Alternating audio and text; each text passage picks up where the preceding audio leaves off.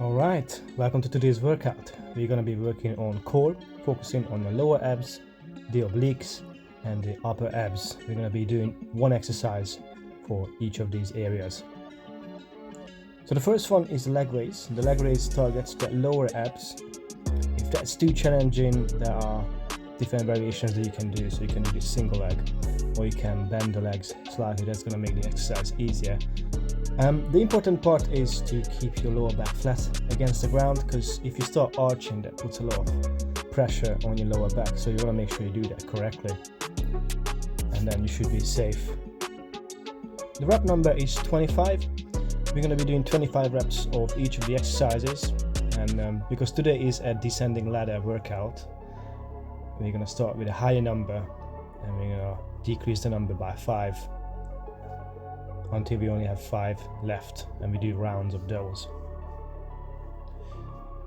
We're going to be resting maybe 30 seconds up to 60 seconds in between exercises, and as the numbers drop, our rest time will also drop.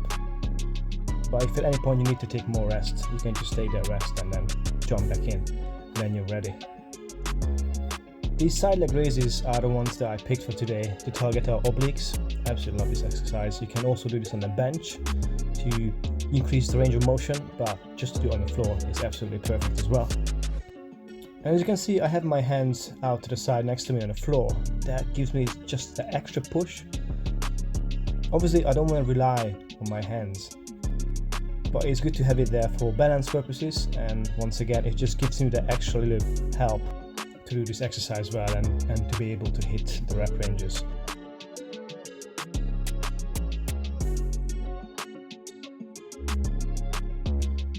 So it's 25 reps on the right side, and I do 25 reps on the left side as well.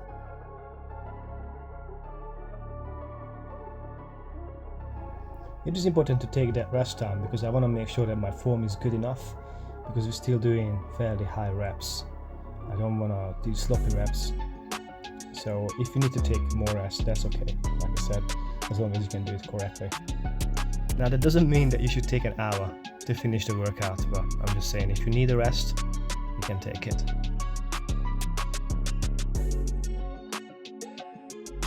And remember to challenge yourself.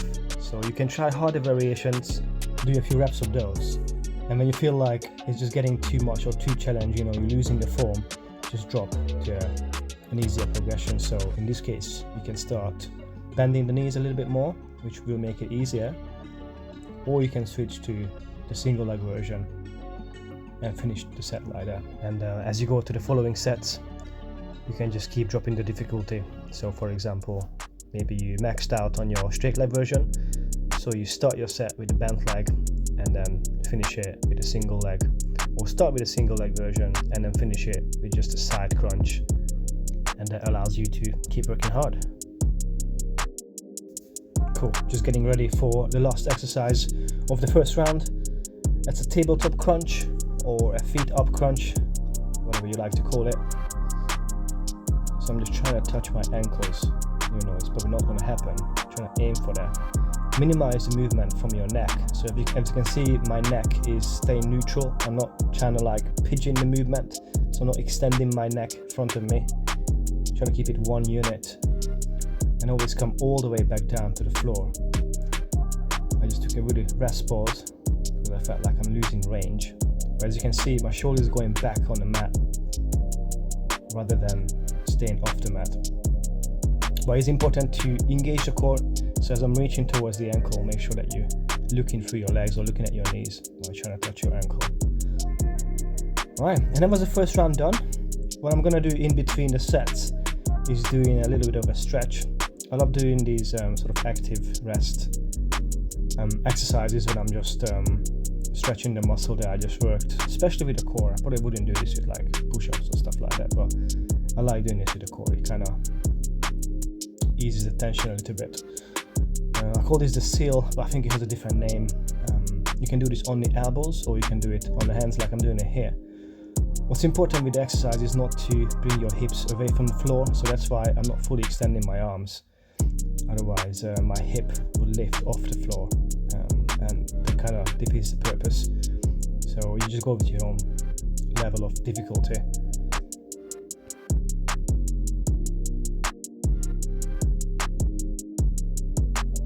And just finishing with one more stretch for the core while I'm waiting for my next set to start. So I'm resting about a minute here. Could be longer, I didn't time it. I cannot go by feel. Sip some water. Oh yeah, I'm doing one more stretch. This is a hip flexor stretch, and I like to include these because when you train core, especially when you do some sort of leg raise, we tend to use a lot of our hip flexors too. So it's meant to be, and it should be like a core exercise, but you can't deactivate using your hip flexors, so they can get really tight.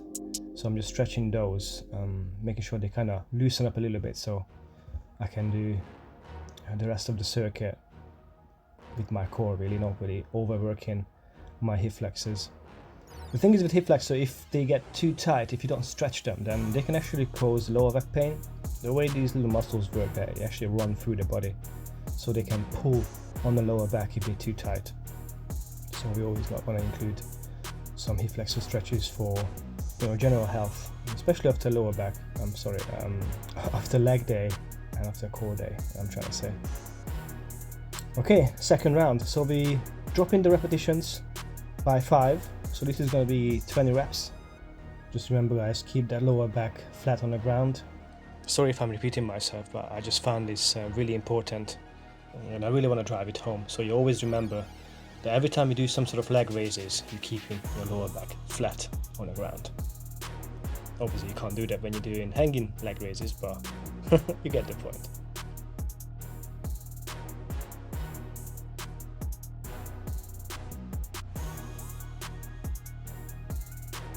Okay, quick rest, and then we're going to get ready for the side leg raises.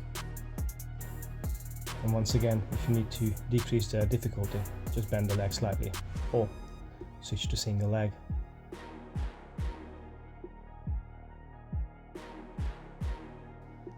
Alright, let's set up and let's do 20 of side leg raises. Try to focus on the muscle that you're actually working on. Just having that mindset that you're working on your obliques can help activate the muscle more. It's actually a good little tip for you to get more out of the exercise. Really try to engage the muscle that you're working on, so you understand how it contracts and understand how it stretches, so you can maximize your gains. Okay, now time for that little break that comes in really handy. Once again, I'm not rushing through the exercises, I just want to do them correctly, because if I jump right into the other side, I'm still a little bit fatigued from the previous set. As you can see, I'm getting warm, so I want to take that rest no longer than 60 seconds. I don't want to fully recover, but I just want to recover enough so I can do the exercise correctly. The really good thing about this exercise is that it's not only a side crunch but also a side leg raise. So once again, you're targeting the obliques from 2 different angles, and that's why I picked this. I think it's just a fantastic exercise to do overall, and it has a huge carryover to other exercises too. As you can see, I started to bend my knee slightly, so I want you to also see that. So I'm dropping the difficulty so I can complete the reps. Compared to the first set, my legs were fairly straight, whereas in the second one, that knee bend is very noticeable. But that's okay. Quick rest, try to enjoy it because it won't last long. And getting ready for the last exercise of the second round, 20 reps of crunches.